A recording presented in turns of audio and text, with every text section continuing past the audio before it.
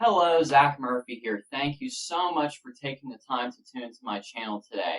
In today's teaching, I want to continue what I spoke on last week about freedom in Christ and what it truly means to have freedom in Jesus Christ. And if you haven't looked at last week's teaching, please go back and do so, because the foundation of Scripture is 2 Corinthians chapter 3, verse 17. And last week I broke down what that means in context of that chapter. And this week I want to expand upon, I want to take it to the next level. And there may be another teaching after this, or it might be down the road as God leads me, because this is something that the Lord has been dealing with me on certain mindsets. And I want to share what the Lord has showed me, so it can be a blessing to other people and help other people in their walk. Because I believe the body of Christ is about building each other up, and so we can be equipped to do what God has destined us to do. So let me open up in a word of prayer. Heavenly Father, we come before you, Lord Jesus. I thank you, Lord, for this opportunity to share your word, to share what you have shown me on social media, Lord. I pray, Lord, that everybody watching this is edified, they are built up, they are stirred in their faith, and that they are encouraged. And Lord, we repent, Lord, of our sins. We repent, Lord, of mindsets that we have allowed to dominate us and put us in a place of defeat. We all have those, Lord. Reveal those to us, Lord, so we can walk in true freedom founded upon the truth of Jesus Christ. I pray, Lord, that your anointing goes through this teaching so that the people listening and watching this understand the truth is being taught here, and that they apply it to their lives to live victoriously as we are called to live as believers. In your holy, precious name we pray. Amen. I want to read to you, and I read this last time, but I'm going to read it from the Amplified this time. 2 Corinthians 3:17, again, in the Amplified. Now the Lord is the Spirit, and where the Spirit of the Lord is, there is liberty, emancipation from bondage, freedom. You know, when we are in Jesus Christ, we are no longer slaves to sin. We are no longer slaves to the curse of the law. We're no longer slaves to the fallen sin nature. We are free. We are free from that bondage, and we need to realize that there's so many people in the church today who are still struggling with addiction. They're still struggling with this and that. We need to realize what God's word says about us as born-again believers. If you're born again, your life was purchased at a high price by Jesus Christ, by his own blood, the death of God's only begotten Son. He became the firstborn among many brethren. And that is so powerful. That is so powerful. I want to dive into a little bit of what that means here. You know, if you're still struggling with some form of sin in your life, you know, we're all going through that process of ongoing sanctification, putting on the image of Christ and putting to death those works of the flesh. The works of the flesh we have to put to death. And, you know, we all have things, we all have areas that we are still weak on. We need to realize when those temptations come, we need to realize what the Word of God says. We are set free from that. Don't fall to the temptations of the devil, because the temptations of the devil, every time you fall to them, you're derailing yourself off of what God has destined you to do. You have to stay focused on what your scroll of your God-given destiny is. Galatians chapter 5, verse 1 tells us, "For freedom Christ has set us free. Stand firm, therefore, and do not submit again to the yoke of slavery." You know, so many people, they get born again and they go right back. They go right back into, you know, just being led by the flesh. You know, it is so important when people get saved, when people come into the church new, we need to disciple them. We need to build them up. We need to show them what God's word says about them as born-again believers, and help them to set their mind on, help them set their identity on what God's word says. Too many people are living with the mindset of, oh, I'm just a sinner saved by grace. And that's what we've been teaching traditionally in the church. You can't be saved by grace and still a sinner. Yet, you know, I don't neglect the fact that after you're born again, you still have certain things you struggle with.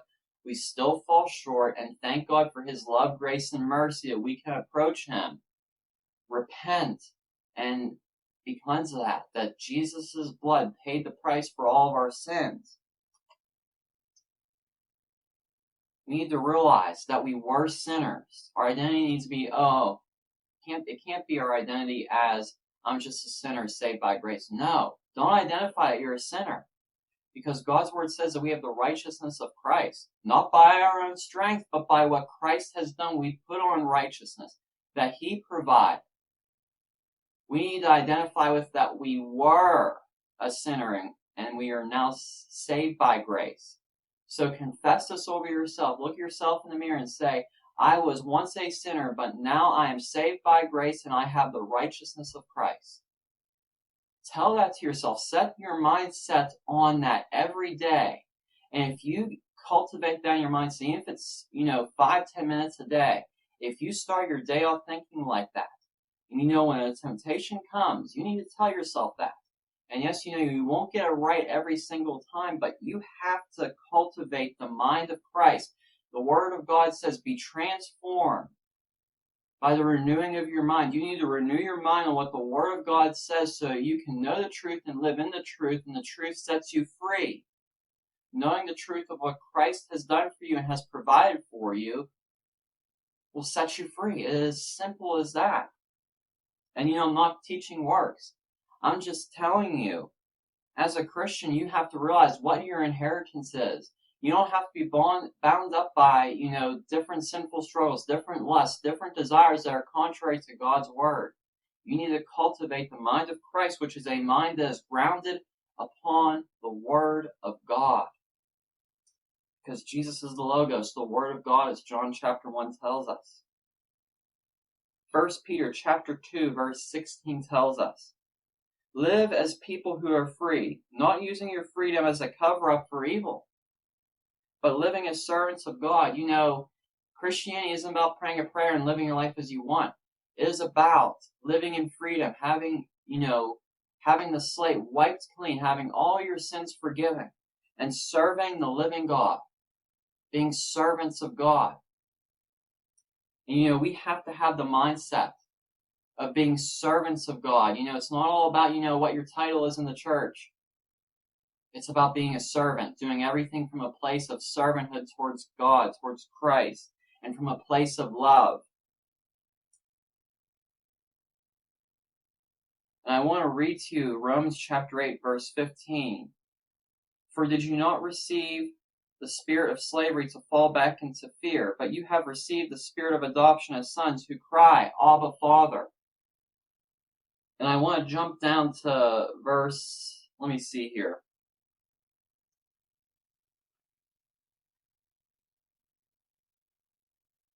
29 in Romans chapter 8. For he did foreknow, he also did predestine to be conformed to the image of his Son, that he, talking about Jesus, might be the firstborn among many brethren. So Jesus, the only begotten Son of God, became the firstborn among many brethren. What does that mean? Well, there are other sons of God. Those who are born again, born from above, are birthed into Christ. We put on Christ's image, so therefore we are sons of God. Not that we are exactly equal with Christ, not that we are deity, not that we are little gods, but we are sons of God, sons and daughters of the Most High God, children of God. We need to have our mindset set on the place that we are God's children, we are God's sons and daughters. So what it says here in Romans chapter 8, so many people misuse Romans 8:28. And we know that all things work together to good for those who love God, them who are called according to his purpose. So many people only look at all things work together for good. They only look at that, but there is so much more depth to that when you apply it to what is called sonship.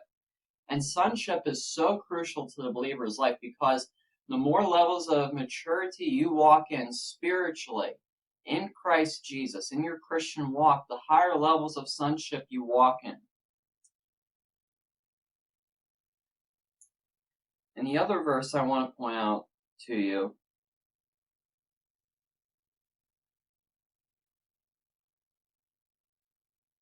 let me find it here. It's in Romans chapter 8.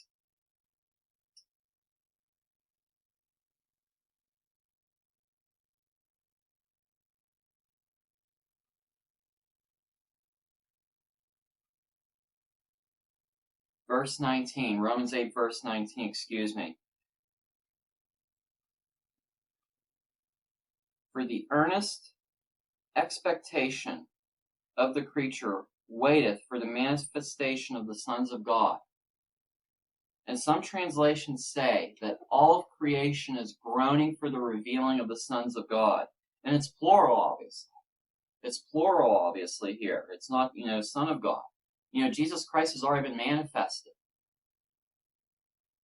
They're waiting. All creation is groaning for the earnest expectation of the revealing of the manifestation of the sons of God. And it is time for the church to step into her bridal identity and who she is in Christ Jesus. That is when every believer in unity realizes who they are in Christ Jesus and lives in that truth. Yes, we may fall short at times, but we live in that truth more and more. We need to let the Word of God so saturate us, so transform us, that when people look at us, they see, and people that we know on a daily basis, they see greater and greater and greater levels of Jesus being manifested in every aspect of our life. They might see a change. Well, maybe you don't do that, habit that you had for a while. Maybe, you don't, for example, have an issue of smoking anymore. Or you're not going to the bar every day after work. All these things, we are to put on the image of Jesus Christ. And it goes beyond, just different sins, but walking in perfect love. Because that's what this world needs to see. It needs to see the church manifest the love of God to people. And the love, I'm not talking the love of God putting a stamp of approval on people's sinful lifestyles. But no, lovingly telling people about Jesus Christ through a testimony, through sharing the Word of God. And pointing them to Jesus Christ, because there's people in this world that are on a destructive path. And they need to see the love of God revealed in God's children's life. Colossians 3, verse 14 says, above all these put on love, which binds everything together in perfect harmony. And you can have all the spiritual gifts, but if you don't walk in love, it's nothing. We need to be people that walk in love. And again, I can't emphasize enough, walking in the love of God is not endorsing people's sin. It's not agreeing with sin. It's not, tolerating sin. But it is reflecting Jesus Christ in every aspect of your life. That is true sonship.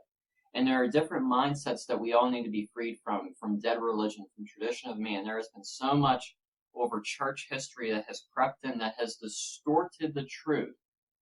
And we really need to ask ourselves, are there things that we have accepted just because it's tradition as opposed to what the Word of God says? I challenge you to go through the New Testament and just for example, take a whole day, put aside an hour and a half, whatever you have to do, and read the entire book of Romans. That's my homework to you. Read the entire book of Romans in one setting. If you have to do it in two settings, but try to read it in one day. If you have to use an audio Bible, use it. Audio Bibles are great. Just make sure you're doing something, either you're sitting and listening to it, or you're doing something that doesn't involve your mind having to work, that you're focusing your mind on what's being read to you. Read the whole book of Romans in one sitting, in one context. I just want to challenge that to you, because the book of Romans does a good job of revealing, not only, it shows the Romans' path of salvation that many people use for evangelism, and that's great, thank God for that. But the book of Romans, when you read it all together, there are certain keys as you read it that will show to you about sonship. It is so crucial. It is so crucial that the church trains up people, not just, makes converts. And I wrote a post on that a few days ago. Not just making people pray a prayer, but discipling people into sonship. Into sonship. And, it's that we are reflecting the image of Jesus Christ in our arena of influence.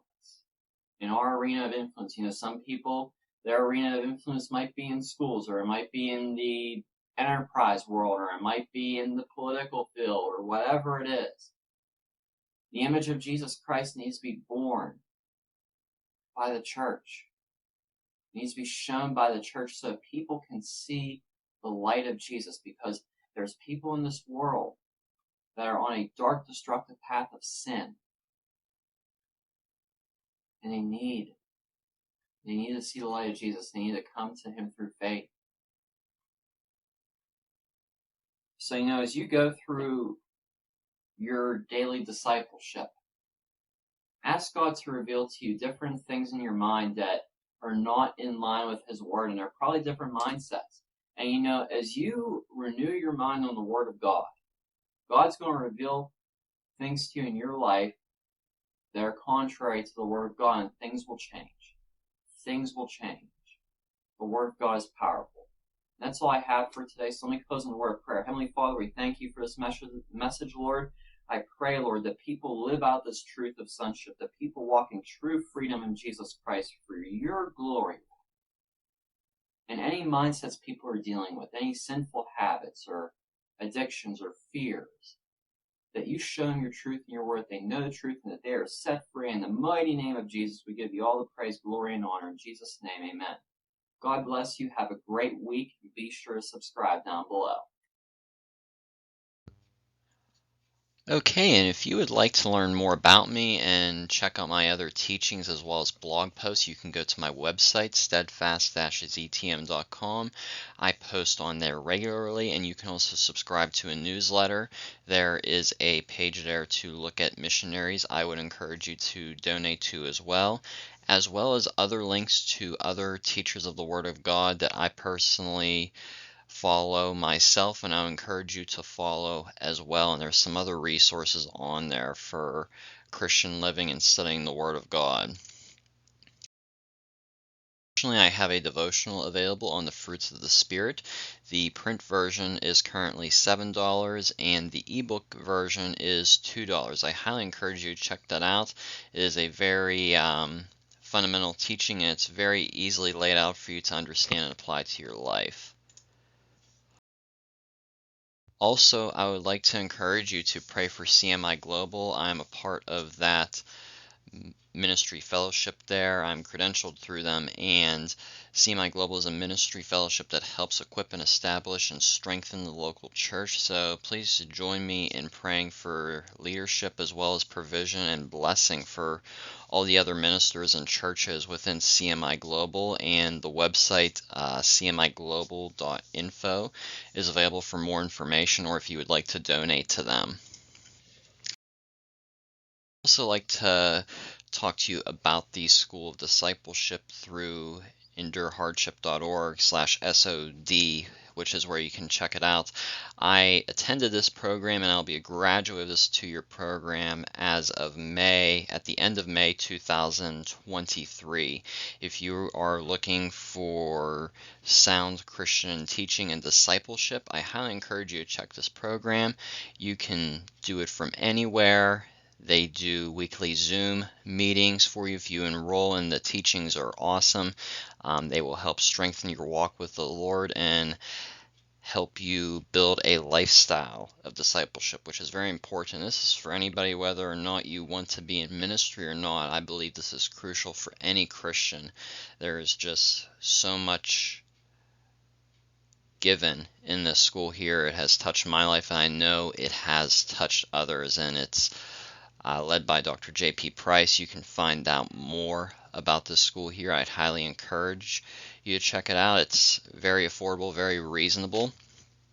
Again, I would highly encourage you to check this out, and I'm sure it will be a blessing for you as well, and share it with others. You might know somebody that wants to go through discipleship or go through some training to be better prepared for ministry. This is the place to do it at, and Dr. J.P. Price and the other instructors with this program do a very good job of pouring into all the students. I know it has helped me, and I trust it will also help others and be a blessing to others, and God is definitely using this program here.